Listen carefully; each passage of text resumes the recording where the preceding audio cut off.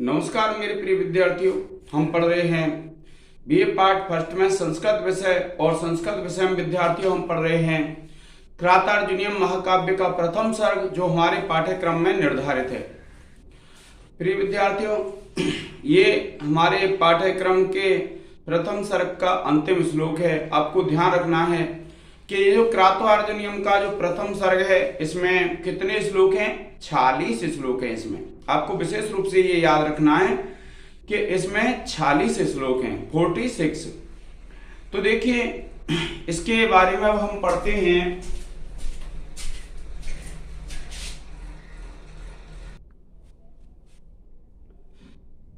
देखिए विद्यार्थियों क्या कहते हैं कि द्रौपदी अंत में जो युधिष्ठिर हैं, युधिष्ठिर से क्या कहती है कि विधि समय नियोगा दीप्ति सहार जिह्वा शिथिल बसु बसुम अगाधे मग्नम आपत पयोधौ रिपु तिमरम उदस्य उदीय मानव दिनादौ दिनकृतम एवं लक्ष्मी स्वाम समम अभ्येतु।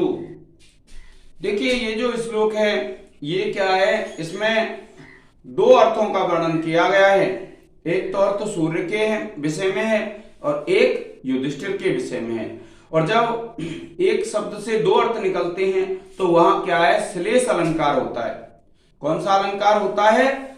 श्लेष अलंकार होता है। देखिए विधि समय नियोगात, विधि कहते हैं भाग्य को, और समय समय आप जानते हैं कि विधि समय नियोगात, विधि और समय का नियोग होने से, क्या कहा? विधि समय नियोगात, विधि और समय का नियोग होने से दीप्ति सहार जिह्वा, कि दीप्ति जो किरणें होती हैं सहार जिह्वा, कि उन किरणों के समाप्त हो जाने के कारण, सिमट जाने के कारण जिह्वा, जिह्वा कहते हैं मिलान।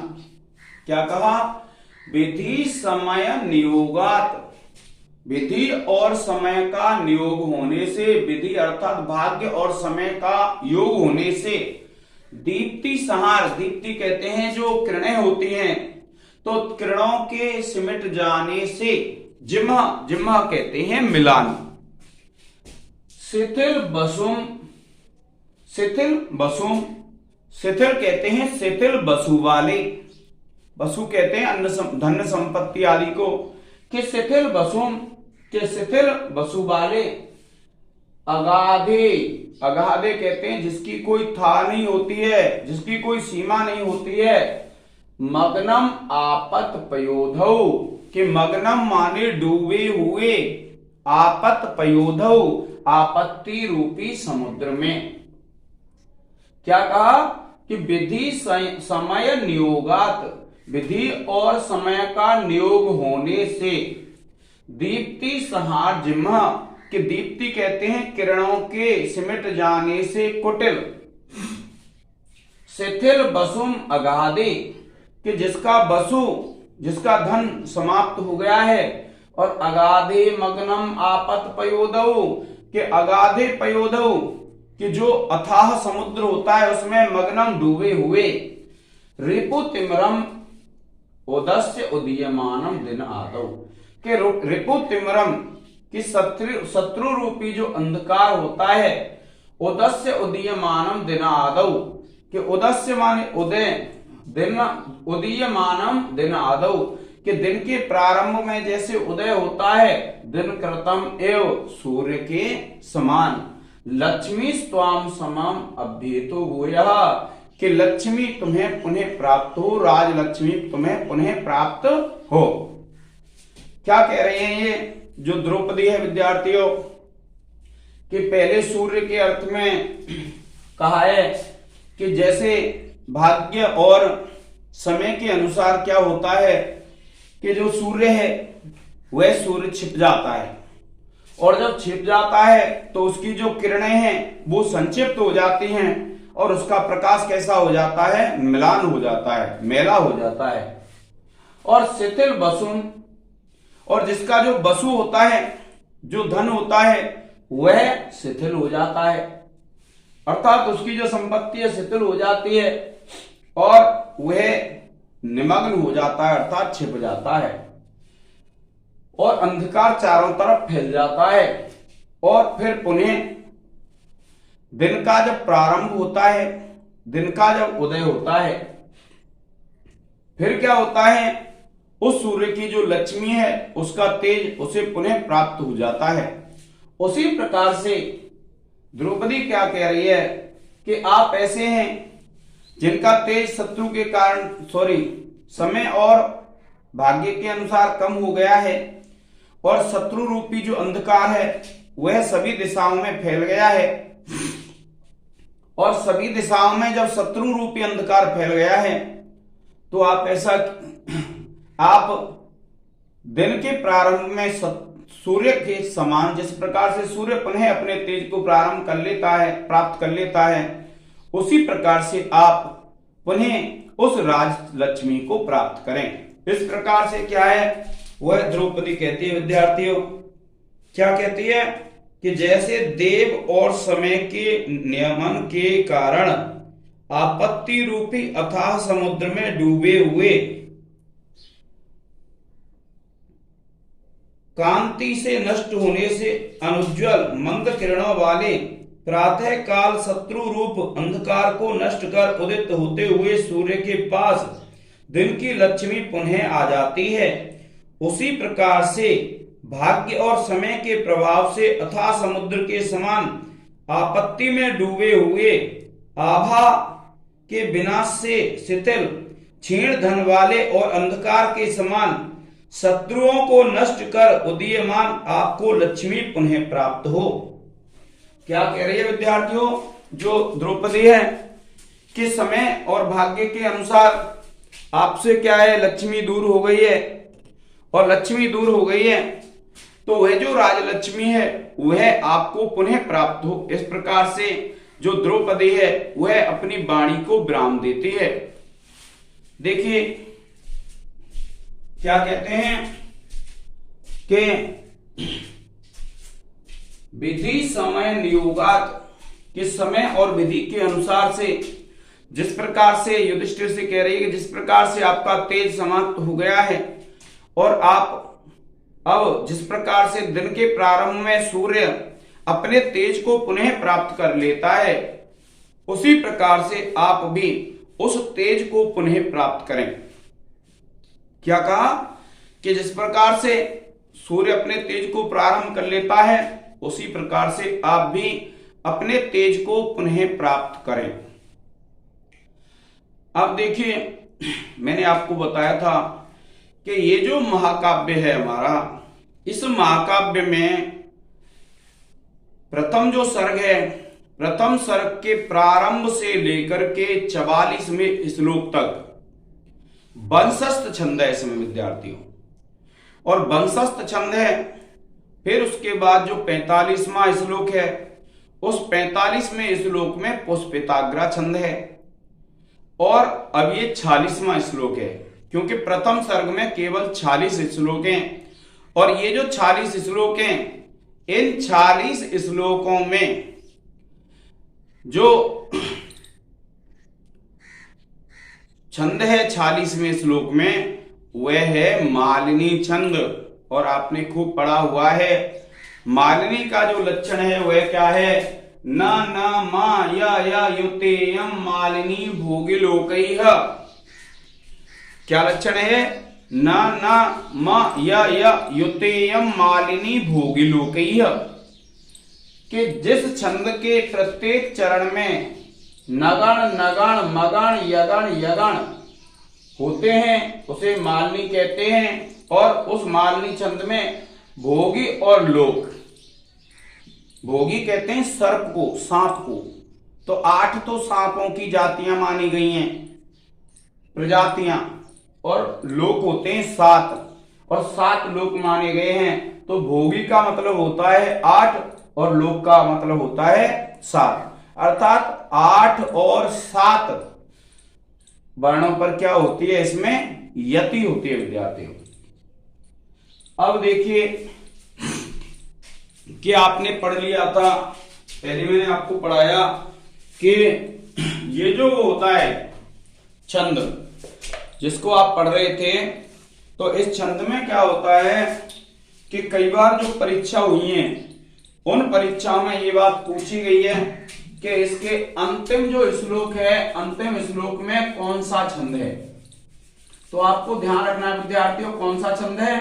इसके अंतिम श्लोक में है मालिनी छंद, क्योंकि यूपी में भी कई परीक्षा हुई है, राजस्थान में भी हुई है, तो उन परीक्षाओं में ये पूछा गया है कि अंतिम जो श्लोक है, अंतिम श्लोक का मतलब है 40वां श्लोक, तो 40वें श्लोक में कौन सा छंद है, आपको ध्यान रखना है।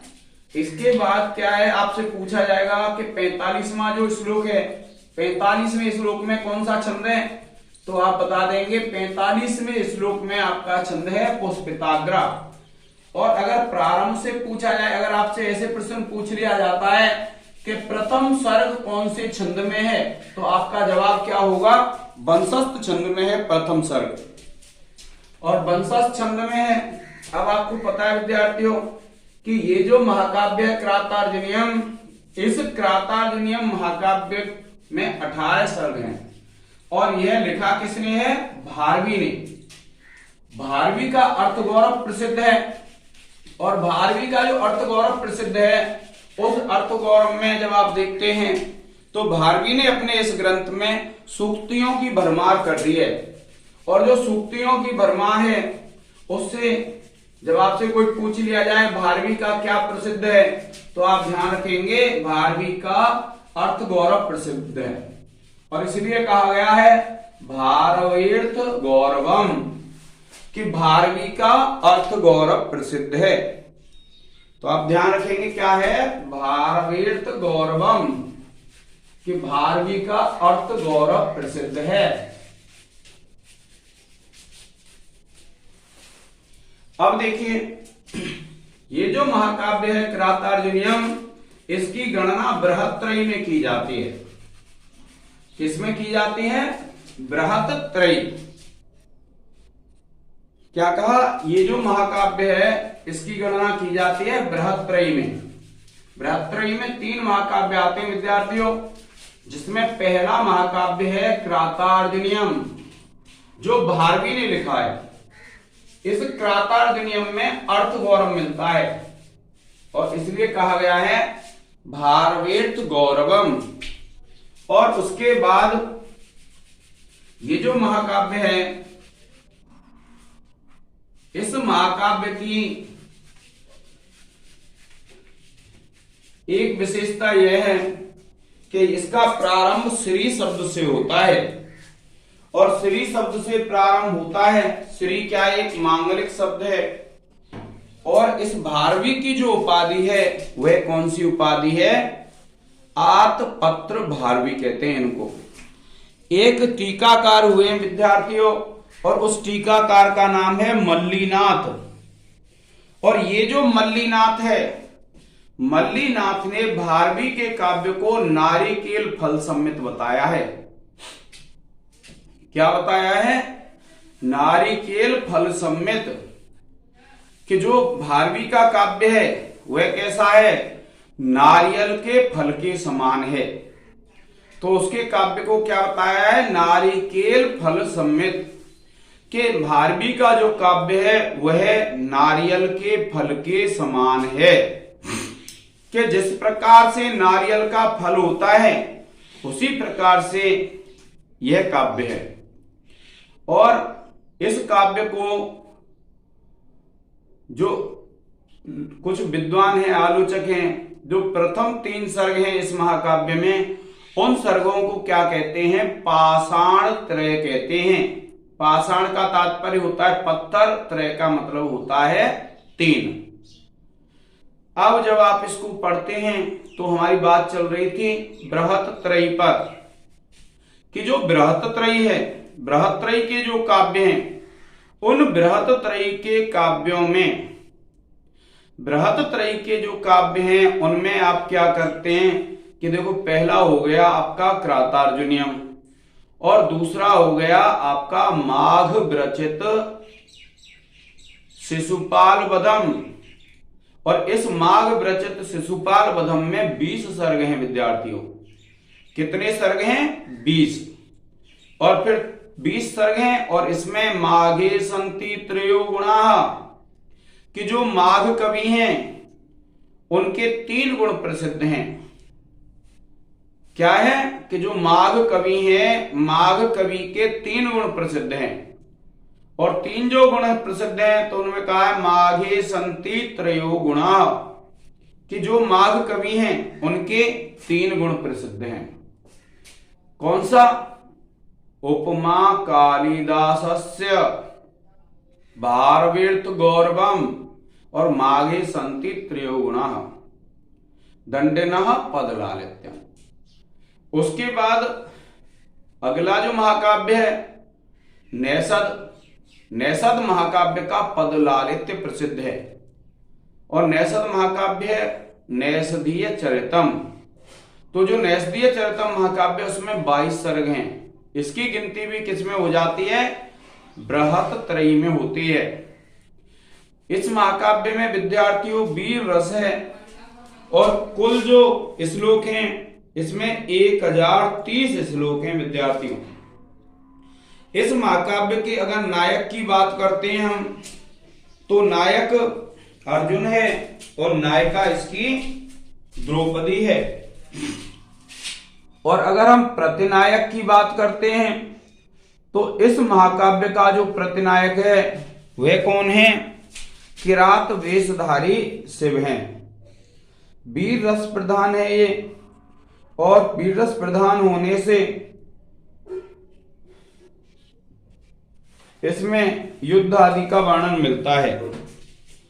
अब इसके बाद विद्यार्थियों देखो इसकी जो कहानी है उसमें क्या होता है कि जब कौरव और पांडवों का युद्ध चल रहा था तो जो अर्जुन है वह पाशुपत अस्त्र प्राप्त करने के लिए इंद्रकील पर्वत पर जाता है, और वहां पर इंद्र उसे ये मार्ग दिखाते हैं कि आप शिव की स्तुति कीजिए।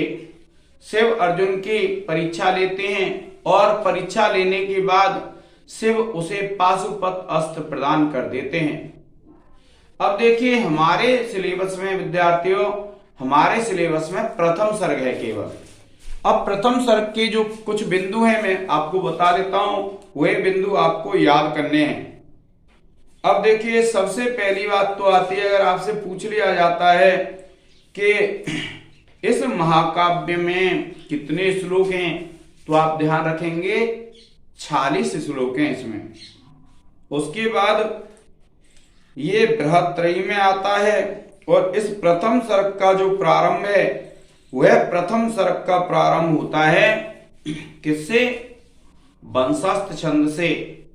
अब देखिए इसके माता पिता के विषय में पूछ लिया जाता है कि भारवी जो है, भारवी के पिता, जो भारवी का वास्तविक नाम था, कई बार पूछा गया है, तो आपको ध्यान रखना है भारवी का वास्तविक नाम दामोदर था। क्या नाम था भारवी का? दामोदर। और उसके बाद उनके पिता का नाम मिलता है नारायण स्वामी, और उनकी माता का नाम मिलता है सुशीला, और कहीं कहीं इनके पिता का नाम श्रीधर भी मिलता है, और इनकी पत्नी का नाम रसिका अथवा रसिकवती मिलता है विद्यार्थियों।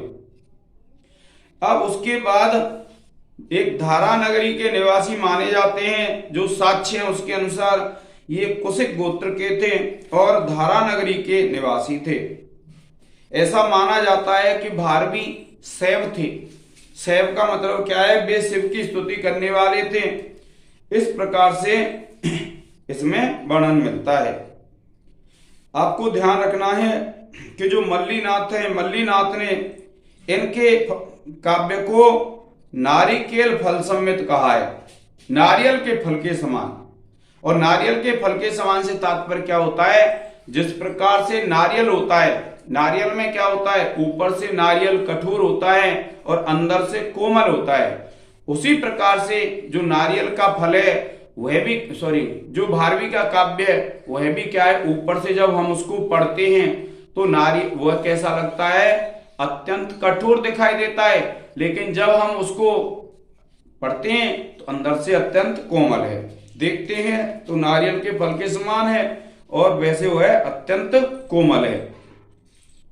अब देखिए, जब आप देखते हैं तो ये जो महाकाव्य है इसका प्रारंभ द्वैत वन से होता है। और द्वैत वन में क्या है कि एक जो युधिष्ठिर है, एक उसको वनेचर को वहां पर भेज देते हैं दुर्योधन की राज व्यवस्था जानने के लिए। और जब दुर्योधन की राज व्यवस्था जान करके वह द्वैत वन में आता है तो युधिष्ठिर को वह वहां की राज व्यवस्था के विषय में बताता है। अब देखिए, मैंने आपको बताया था श्रेय कुरूणाम अधिपस्य। जब आप पढ़ेंगे और जब आपकी परीक्षा में प्रश्न आने वाले हैं तो आपको ध्यान रखना है, कुरूणाम अधिपस्य का मतलब है कौरवों का जो राजा था।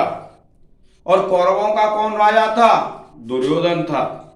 तो ये कई बार आया है। कुरूणाम अधिपस्य किसके लिए है? तो आपको ध्यान रखना है ये किसके लिए है? दुर्योधन के लिए आया है कुरूणाम अधिपस्य, यानी जो कौरवों का राजा था।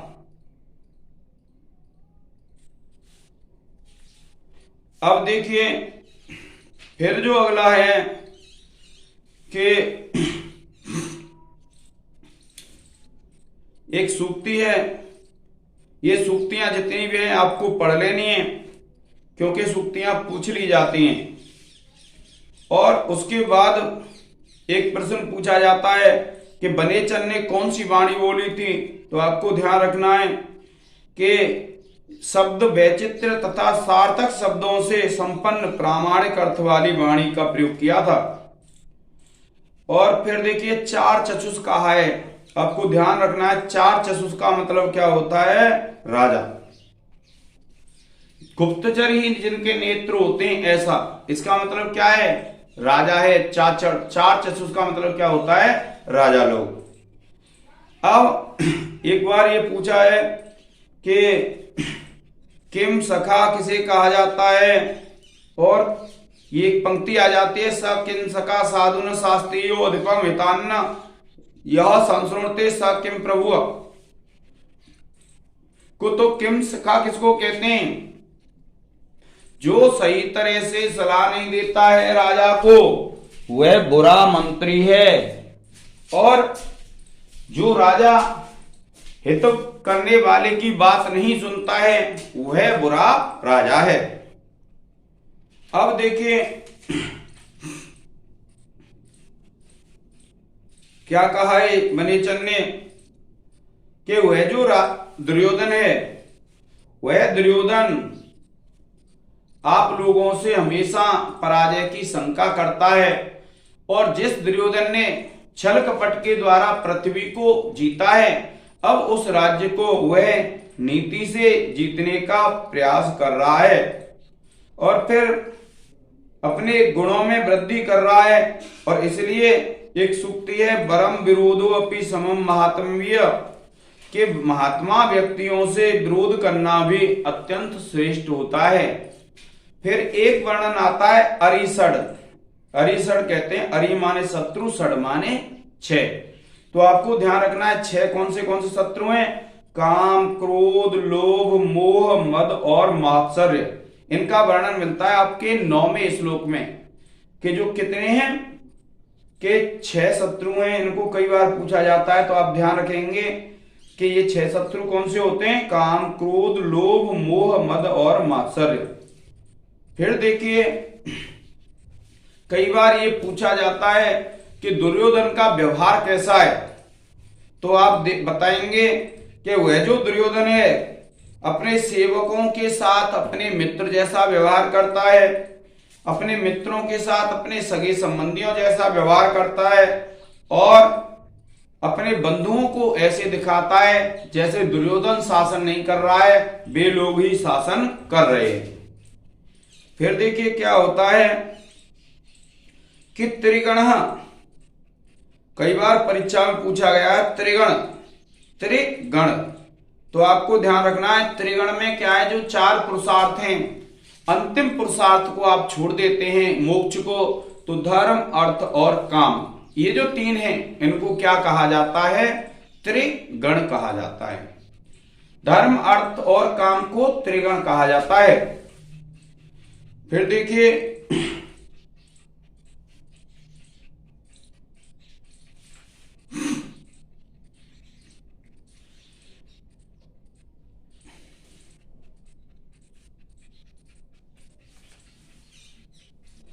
एक शब्द आता है आपके लिए उपाय। तो उपाय कौन से होते हैं? राज्य चलाने के उपाय होते हैं विद्यार्थियों।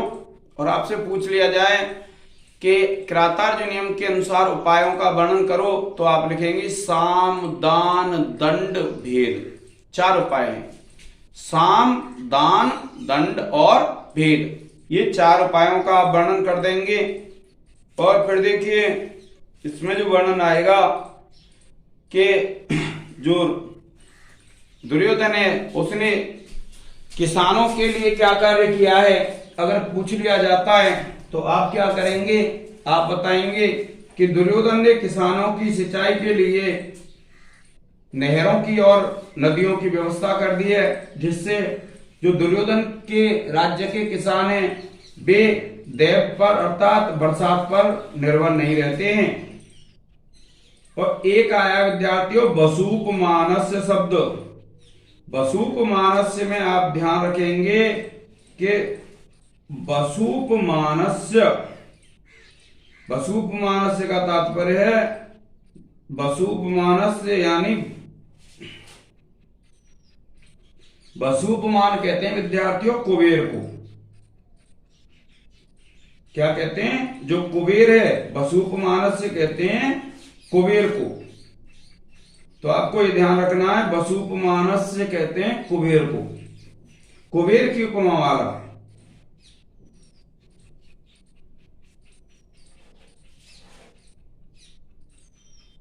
और कुबेर की उपमा किससे दी है? दुर्योधन से। अगर आपसे पूछ लिया जाए वसूपमानस्य किसको कहा है, तो कुबेर को कहा है विद्यार्थियों। और उसके बाद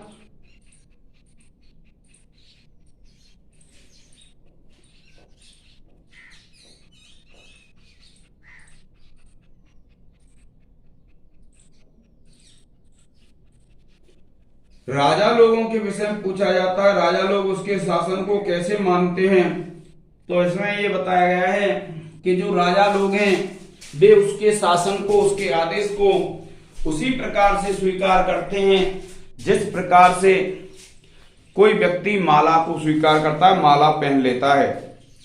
अब एक बार ये प्रश्न पूछा गया है कि जो दुर्योधन है वह जब यज्ञ करता है तो अपने राज्य पर किसे बैठाता है? तो आपको ध्यान रखना है कि जब दुर्योधन यज्ञ करता है तो अपने राज्य पर किसको बैठाता है? अपने भाई दुशासन को बैठाता है। और दुशासन कैसा है? जो उसके शासन को मानने वाला है और अत्यंत युवा और उद्दंड है। अब देखिए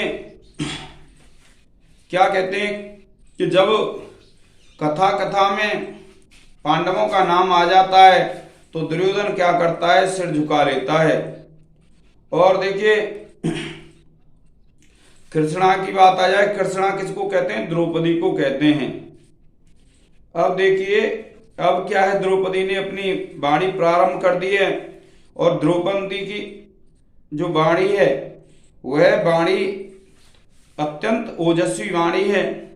तो अब क्या है, द्रौपदी कहती है, जो चारों भाई हैं उनका वर्णन कर देती है द्रौपदी। जैसे भीम का वर्णन है और अर्जुन का वर्णन है और उसका वर्णन है किसका? जो उसके दोनों भाई हैं। तो अब देखिए वसूपमान कहा है, तो वसूपमान तो कहा है कुबेर को। और वासुपम कहते हैं इंद्र को। वसूपमानस्य कुबेर और वासुपम कहते हैं इंद्र को। फिर उसके बाद उन दोनों का वर्णन करने के बाद जो द्रौपदी है वह युधिष्ठिर का वर्णन करती है। और युधिष्ठिर का जब वर्णन करती है तो उसके बाद फिर क्या है, वह ये कहती है कि ये जो आपकी स्थिति है वह शत्रु के कारण हुई है और इसलिए जो मेरी मानसिक पीड़ाएं हैं वे मुझे कुछ कहने के लिए उत्तेजित कर रही हैं, अर्थात मैं कुछ अपने आप को संभालने में असमर्थ हूं। ठीक है विद्यार्थियों, आज के इस लेक्चर में इतना ही। अब हम पढ़ेंगे अन्य पुस्तक अगले लेक्चर में। धन्यवाद।